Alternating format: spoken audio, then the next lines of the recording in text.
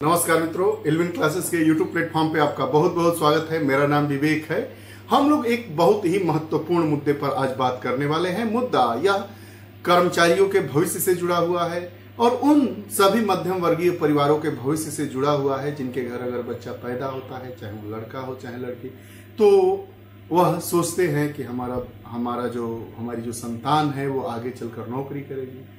नौकरी करने के लिए तमाम कठिनाइयों का सामना करने के बाद नियुक्ति मिलती है और नियुक्ति मिलने के बाद अगर हम रिटायर होते हैं तो अगर हमें पेंशन के रूप में कुछ निश्चित राशि नहीं मिल पाती है तो बुढ़ापा कैसे कटता है। सुप्रीम कोर्ट के द्वारा भी और हाई कोर्ट के द्वारा भी तमाम निर्णय दिए गए कि जो सम्मानजनक जीवन जीने के लिए पेंशन का हक कर्मचारियों का अपना हक है। सरकार ने अटल बिहारी वाजपेयी जब प्रधानमंत्री थे तो उन्होंने पुरानी पेंशन योजना को बंद कर दिया और उसके जगह पर एनपीएस को लागू किया, राष्ट्रीय पेंशन योजना। एनपीएस जिसको कहते हैं, एनपीएस को लागू कर दिया गया। लेकिन यह जो पूरी व्यवस्था थी एनपीएस वाली, वह बाजार आधारित व्यवस्था थी और आप जानते ही हैं कि बाजार जोखिमों से भरा होता है। बाजार आधारित व्यवस्था होने के कारण और रिटायरमेंट के बाद किसी निश्चित राशि का न मिल पाना एक प्रमुख समस्या का वजह बना हुआ था तमाम सरकारी संगठनों के द्वारा, संघ संगठनों के द्वारा। और जहां पर चुनाव होने वाले हैं तो राजनीतिक संगठनों के द्वारा ओपीएस, ओल्ड पेंशन स्कीम, पुरानी पेंशन योजना को राजनीतिक मुद्दा बनाया जा रहा था और वो उनके मैनिफेस्टो में शामिल रहता था। बात आगे बढ़ने लगी, एनपीएस का विरोध होने लगा, लगातार विरोध हो रहा है, चाहे संगठन छोटे हो चाहे बड़े हो। दिल्ली में भी धरना हुआ, हर प्रदेश में धरना होता है। आए दिन एनपीएस को खत्म करके ओपीएस के लिए धरना दिया जाता है, जो ओपीएस कर्मचारियों का अपना हक है। इसी बीच सरकार ने पिछले वर्ष, सरकार से मतलब मोदी सरकार ने पिछले वर्ष एक कमेटी का गठन किया, वह पेंशन स्कीम की जांच करने के लिए। क्यों इसका विरोध हो रहा है, इससे बेहतर क्या व्यवस्था हो सकती है, उस पर उन पूर्व वित्त सचिव थे, उनकी अध्यक्षता में एक कमेटी का गठन किया गया और कमेटी ने अभी रिपोर्ट जारी की है और रिपोर्ट के अनुसार एक न ओपीएस न एनपीएस, एक नई पेंशन प्रणाली को विकसित किया गया है। और जो पेंशन प्रणाली आगे जो अगला हमारा वित्तीय वर्ष होगा 1 अप्रैल 2025 से लागू किया जाएगा, उसका नाम है UPS, unified pension system scheme. Unified pension scheme मतलब एकीकृत पेंशन योजना है। इस योजना में क्या है, क्या फायदे हैं, क्या नुकसान है, बहरहाल इसके ज्यादातर नियमों कानूनों को अभी नहीं बनाया गया है। और इलेक्ट्रॉनिक एवं सूचना प्रसारण मंत्री वैष्णव के द्वारा इस बात का खुलासा कल किया गया कि कैबिनेट के द्वारा जो समिति इस पर बनी थी पेंशन के लिए, उस समिति की सिफारिश के आधार पर मोदी सरकार ने इस योजना को स्वीकार कर लिया है।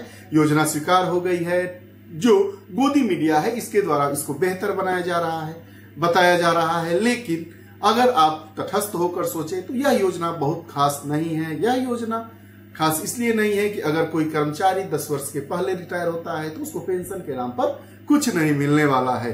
10 वर्ष तक अगर आप सर्विस करते हैं तो उसकी योजना अलग है, 25 वर्ष तक करते हैं तो उसकी योजना अलग है। पूरा पेंशन मामला क्या है, आइए इस पर हम बात करते हैं। और साथ ही साथ अपने इस पूरे वीडियो सेशन में हम भी यह भी जानेंगे कि एनपीएस और यूपीएस में क्या अंतर है। तो आइए वीडियो सेशन को प्रारंभ करने के पहले हम वीडियो के टाइटल को समझते हुए अब अपने वीडियोस में जो बातें हम करेंगे, आपसे रूबरू होंगे, उसको आगे बढ़ाएंगे। Unified pension scheme UPS, unified pension scheme UPS एकीकृत पेंशन योजना क्या है और एनपीएस से कैसे अलग है, नेशनल पेंशन स्कीम राष्ट्रीय पेंशन योजना से कैसे अलग। चर्चा के बिंदु की कि जो हमारा यह क्लास होगा, क्या है यूनिफाइड पेंशन स्कीम, कब लागू होगी, कर्मचारियों को कैसे फायदा मिलेगा, जितने तमाम मुद्दे हैं उन मुद्दों को हम कैसे आपके सामने बात करेंगे, आपके साथ बात करेंगे। तो वीडियो की जो रूपरेखा होगी उसमें खबर क्या है, यूपीएस यानी यूनिफाइड पेंशन स्कीम की पृष्ठभूमि कैसे है, कैसे ही इस यूनिफाइड पेंशन स्कीम को लागू कर दिया गया या इसके पीछे की कोई और कहानी है। यूपीएस की विशेषताएं बात करेंगे, एनपीएस से कैसे अलग है यूपीएस और यूपीएस कब लागू होगा, इस पर आइए हम बात कर लेते हैं। खबर यह है कि 24 अगस्त 2024 को केंद्र सरकार ने मंजूरी दे दी है। 24 अगस्त 2024 को अर्थात शनिवार को केंद्र सरकार ने यूपीएस योजना को मंजूरी दे दी है। यह जानकारी अपने आप तो हुई नहीं, इस जानकारी को इलेक्ट्रॉनिक और सूचना प्रौद्योगिकी मंत्री अश्विनी वैष्णव ने यह जानकारी दी कि जो हमारी कैबिनेट है, मोदी कैबिनेट है, मोदी सरकार है, ने यूपीएस को लागू कर दिया है, स्वीकृति कर दी है। बहरहाल सरकारी कर्मचारियों की नेशनल पेंशन स्कीम में सुधारों की मांग की बात की जा रही थी। साथ ही साथ इन्होंने बैसव साहब ने यह भी कहा कि कई दिनों से सरकारी कर्मचारियों की जो एनपीएस स्कीम है उसमें सुधारों की मांग की जा रही थी, एक निश्चित पेंशन के लिए राशि की बात की जा रही थी। उन सबको ध्यानगत रखते हुए सरकार ने इस पर विचारोपरांत यूपीएस को मंजूरी दिया है और यह जो नई स्कीम होगी इससे 23 लाख केंद्रीय कर्मचारियों को फायदा होगा। बहरहाल आगे क्या होगा क्या नहीं होगा यह तो भविष्य के गर्भ में है, लेकिन आइए इसके बाद हम जानते हैं यूपीएस को कैसे लागू किया गया, यूपीएस के लागू होने के पहले की पृष्ठभूमि क्या है। भूमि को जानेंगे तो पुरानी पेंशन योजना ओपीएस के स्थान पर एनपीएस लागू किया गया था। जो ओल्ड पेंशन स्कीम थी उसके स्थान पर एनपीएस नेशनल पेंशन स्कीम राष्ट्रीय पेंशन योजना को लागू कर दिया गया था। सरकारी संगठनों की मांग थी कि ये जो एनपीएस है वो बाजार आधारित पेंशन योजना है, इसमें तमाम तरीके की विसंगतियां हैं, तो इसके स्थान पर हमें ओपीएस दे दिया जाए, जो हमारी पुरानी पेंशन योजना है उसी को बहाल कर दिया जाए। बहरहाल पिछले वर्ष केंद्र सरकार ने एनपीएस में जो त्रुटियां है या उनमें सुधार की मांगों को देखते हुए जो वित्त सचिव थे, भारत सरकार के पूर्व वित्त सचिव डॉक्टर सोमनाथन के नेतृत्व में इस मामले पर विचार करने के लिए एक कमेटी का गठन किया गया था कि आप इस कमेटी का गठन करिए और आप यह पता लगाने का प्रयास करिए कि एनपीएस का इतना विरोध क्यों हो रहा है, क्यों लोग ओपीएस की मांग कर रहे हैं। तो कमेटी ने लगभग सभी राज्यों, श्रमिक संगठनों से बात की, साथ ही साथ विश्व के अन्य देशों में मौजूद पेंशन योजनाओं को भी समझा। भारत ही नहीं, भारत के अलावा विश्व में जो ऐसे देश जहां पर पेंशन की व्यवस्था है उन व्यवस्था को समझते हुए यह जो कमेटी थी, कमेटी सोमनाथन कमेटी ने पूरी अपनी रिसर्च की, रिपोर्ट तैयार की और इस रिपोर्ट के आधार पर इस पूरी प्रक्रिया को समाप्त करने के दौरान डॉक्टर सोमनाथन कमेटी ने यूपीएस अर्थात यूनिफाइड पेंशन स्कीम की सिफारिश की और सरकार ने इसे मंजूरी दे दी। 1 वर्ष की मेहनत के बाद सोमनाथन कमेटी के द्वारा यह सिफारिश की गई थी और इस सिफारिश को लागू किया गया। सरकार ने इसको लागू किया, इसको मंजूर किया और मंजूर के परांत इन्होंने यूनिफाइड पेंशन स्कीम को लागू कर दिया। जो यूनिफाइड पेंशन स्कीम है उसकी प्रमुख कुछ बातें हैं, विशेषताएं हैं जो बताई गई है। बहरहाल जो यूनिफाइड पेंशन स्कीम है यह 1 अप्रैल 2025 से लागू होगी और 1 अप्रैल 2025 तक जो इसमें नियम कानून है और इसमें क्या क्या होगा, क्या क्या प्रावधान होगा उसको बना लिया जाएगा उसको, और 1 अप्रैल 2025 से उन सभी नियमों के साथ यूपीएस एक मजबूत स्थिति में आएगा और उसको इम्प्लीमेंट कर दिया जाएगा। कुछ मोटी मोटी बातें हैं जो निश्चित तौर पर प्रकाश में आई है और उनको बताया गया है, उसी के आधार पर हमारी यह सभी बातें हो रही है। कम से कम 50% पेंशन निश्चित। सरकार ने कहा कि और कर्मचारी संगठनों की यह मांग ही थी कि कुछ हमारे पेंशन जो है वह निश्चित राशि के रूप में मिले, प्रति माह हमें एक निश्चित राशि मिले सरकार की तरफ से जिसको हम पेंशन की संज्ञा दे पाए या पेंशन के रूप में। एनपीएस जो था वह बाजार आधारित व्यवस्था था और इसमें निश्चित राशि का कोई अता पता नहीं था। तो इसी को ध्यानगत रखते हुए जो हमारा पहला पॉइंट बन के आता है कि कम से कम 50% पेंशन निश्चित रखने के मायने की स्थितियों को ध्यानगत रखते हुए सरकार ने एक व्यवस्था लागू कर दी है कि कोई व्यक्ति जिस वर्ष अपने अंतिम वर्ष रिटायरमेंट के अंतिम वर्ष के 12 महीने जो उसके 12 महीने होते हैं उन 12 महीनों में के औसत मूल वेतन का 50% होगा, लेकिन शर्त यह है कि कर्मचारी ने 25 वर्ष की सेवा पूरी कर ली हो। अगर कोई कर्मचारी 25 वर्ष की सेवा पूरी कर लिया है तो रिटायरमेंट होने वाले वर्ष के 12 महीनों में उसका जो मूल वेतन है उस मूल वेतन का औसत निकाला जाएगा और उस औसत का आधा कर दिया जाएगा, वही आपको प्रति माह पेंशन के रूप में दिया जाएगा। अब इसमें क्या बात की गई है कि इसमें कम से कम 10 वर्ष से अधिक और 25 वर्ष से कम तक की सेवा है तो पेंशन उसी हिसाब से मिलेगा। अर्थात अगर कोई कर्मचारी 9 वर्ष 11 महीने 15 दिन भी 20 दिन भी सेवा करता है तो उसे पेंशन स्कीम, इस यूपीएस पेंशन स्कीम का लाभ नहीं मिलेगा। यूपीएस पेंशन स्कीम का लाभ लेने के लिए आपको कम से कम सरकारी सर्विस 10 वर्ष करना चाहिए और अधिकतम 25 वर्ष। आइए अब दूसरी बात करते हैं कि निश्चित फैमिली पेंशन की बात। इसमें क्या बात किया गया कि अगर किसी कर्मचारी की मृत्यु होती है, अगर किसी कर्मचारी की सेवा में रहते हुए मृत्यु होती है, तो ऐसी स्थिति में परिवार के जो पत्नी होती है उसको 60% पेंशन के रूप में भुगतान किया जाएगा। यह भी अस्थिरता का विषय बना हुआ है। अभी इस पर पूरे नियम कानून नहीं बनाए गए हैं कि अगर कोई कर्मचारी है, पेंशन पा रहा है और पेंशन के दरमियान उसकी मृत्यु हो जा रही है, तो उसके परिवार को पेंशन के रूप में कितना पैसा मिलेगा। यह मोटा मोटी अभी जो बातें बताई गई है, या नियम कानून या समाचार पत्र या मीडिया या जो आपके वैष्णव जी कहे हैं, उनकी बातों को आधार मानकर यह पूरी कक्षा को हम लोग फ्रेम किए हैं। आगे न्यूनतम निश्चित पेंशन की अगर बात करें, तो इस न्यूनतम निश्चित पेंशन को पाने के लिए आपको 10 वर्ष की न्यूनतम सेवा देना होगा, और अगर आप 10 वर्ष की न्यूनतम सेवा दे रहे हैं तो आपको प्रति माह 10,000 रुपए न्यूनतम पेंशन दी जाएगी।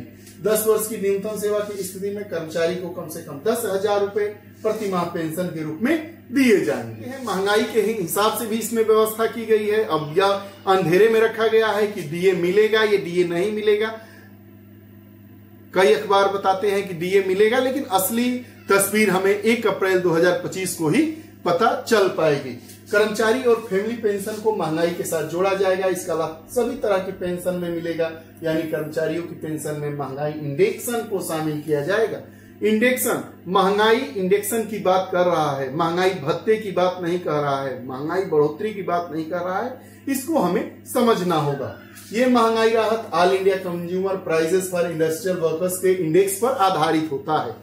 यह व्यवस्था मौजूदा समय में सेवारत कर्मचारियों के लिए है, तो इसी से अनुमान लगाया जा रहा है कि यह जो इंडेक्स की बात की जा रही है वह महंगाई भत्ते की प्रतिशतता को लेकर हो रही होगी, लेकिन तस्वीर अभी साफ होनी बाकी है। 1 अप्रैल 2025 से यह पूरी तस्वीर सामने हो जाएगी और साफ हो जाएगी। ग्रेच्युटी के अलावा नौकरी छोड़ने पर एक मुश्त रकम मिलेगी। इसकी गणना कर्मचारियों के हर 6 महीने की सेवा पर मूल वेतन और महंगाई भत्ते के 10वें हिस्से के रूप में होगा। इस रकम से कर्मचारियों की निश्चित पेंशन पर कोई असर नहीं होगा। यह आप 6 महीने पर आपका जो महंगाई भत्ता होगा उसके 10वें हिस्से के हिसाब से होगा, और इसका पेंशन पर कोई असर नहीं होगा। आप नौकरी छोड़ने पर ग्रेच्युटी और आपको पूरा आपका एक मुश्त पैसा मिलेगा। अर्थात मान लीजिए कि 3 वर्ष पहले आप नौकरी छोड़ रहे हैं, तो 3 वर्ष आप जितना वेतन पाएंगे उतना वेतन मिल जाएगा, और उसके बाद 6-6 महीने के आधार पर महंगाई भत्ते के साथ जोड़कर उसका कुछ आकलन निकाला जाएगा, उसके साथ इसको प्राप्त किया जा सकेगा। कहते हैं कि जो एनपीएस से कैसे अलग है यूपीएस गोदी मीडिया सरकार के हितों के द्वारा और सरकार की एडवोकेसी करने वाले व्यक्तियों और संस्थाओं के द्वारा इतना यूपीएस को बढ़ा चढ़ाकर पेश किया जा रहा है, लग रहा है कि ओपीएस से भी बेहतर यह स्कीम आ गई है। यह ओपीएस की तुलना में इसकी नगण्यता है, यह कुछ नहीं है। एनपीएस से थोड़ा बेहतर कह सकते हैं, लेकिन ओपीएस की तुलना इससे नहीं की जा सकती है। ओपीएस की तुलना इससे कभी नहीं की जा सकती है। और कर्मचारी होने के नाते आप सभी को यह चाहिए कि आप यूपीएस का त्याग करें और ओपीएस के लिए मांग करें और डटे रहें। ओपीएस जरूर मिलेगी, क्योंकि यह हमारा हक है। अगर यह योजना इतनी ही अच्छी है तो पहले सरकार के जितने मंत्री हैं वर्तमान में जो रिटायर हो गए हैं या रिटायर सेशंस जो पेंशन पा रहे हैं, वह अपना एनपीएस में तबादला ट्रांसफर करवा ले या यूपीएस में ट्रांसफर करवा ले। ऐसी बात तो है नहीं। आप क्यों झूठी मूठी बातें करके लोगों को बरगला रहे हैं? आप ऐसा करने का काम न करें। लेकिन आइए हम जानते हैं एनपीएस और यूपीएस में क्या अंतर है। तो एनपीएस में कर्मचारियों को बेसिक सैलरी का 10% अंशदान करना था। जैसे एनपीएस जो स्कीम थी उसमें कर्मचारी का जो वेतन मिलता था, मान लीजिए कि 10,000 रुपए मिलता था, तो 10% 1,000 रुपए कर्मचारी प्रतिमाह उसमें अपने फंड में डालता था, पेंशन वाले फंड में, और सरकार उस पर 14% 1400 रुपए देती थी। लेकिन जो यूपीएस व्यवस्था है इसमें अभी यह तय नहीं हो पा रहा है कि कर्मचारियों का अंशदान होगा कि नहीं होगा। कई लोग बता रहे हैं कि कर्मचारियों का इसमें अंशदान नहीं होगा, लेकिन कई लोग बता रहे हैं कि इसमें कर्मचारियों का अंशदान होगा। यह निश्चित है कि सरकार इसमें 18.5% का अंशदान देगी। आधार क्या होगा इस पर हम बात करते हैं। तो यूपीएस सभी कर्मचारियों के लिए होगा, और एनपीएस जो था वो स्वैच्छिक आधार पर था। आप ले भी सकते हैं, आप नहीं भी ले सकते हैं। निजी और सरकारी कर्मचारियों के लिए भी था। पेंशन भुगतान की अगर बात करें तो यूपीएस मासिक पेंशन सरकार द्वारा निश्चित होती थी। एनपीएस की बात करें तो पेंशन का भुगतान बाजार आधारित निवेश पर निर्भर था। निवेश विकल्प की बात करें तो यूपीएस सरकार द्वारा निर्धारित किया जाएगा, जो अभी तक बातें सामने आ रही है। और एनपीएस की बात करें तो निवेश के अनेक विकल्प थे। सुरक्षा के विषय में अगर हम बात करें तो यूपीएस सरकार की गारंटीकृत योजना थी। एनपीएस पेंशन राशि बाजार आधारित थी। अभी यूपीएस पूरे नियम कानून बनाए जाने बाकी हैं। यूपीएस कब लागू हुआ, आइए इसके बारे में बात करेंगे। यूपीएस नई योजना 1 अप्रैल 2025 से प्रभावी हो जाएगी, लेकिन एनपीएस की शुरुआत के समय से इसके तहत सेवानिवृत्त हुए सभी लोग और 31 मार्च 2025 तक सेवानिवृत्त होने वाले लोग यूपीएस के सभी लाभों के पात्र होंगे। ये रहा पूरा मामला यूपीएस से जुड़ा हुआ। यूपीएस यूनिफाइड पेंशन स्कीम क्या है, इससे जुड़े हुए मुद्दे क्या है, इन पर हमने बात किया। आपको हमारा वीडियो सेशन कैसा लगा जरूर बताइएगा। अगर आप हमसे नहीं जुड़े हैं तो चैनल से जुड़िए, बेल आइकन का बटन दबाइए ताकि जो भी वीडियोस है उसका नोटिफिकेशन आप तक पहुंचे और आप उसका लाभ उठा सकें। बहुत बहुत धन्यवाद। नमस्कार।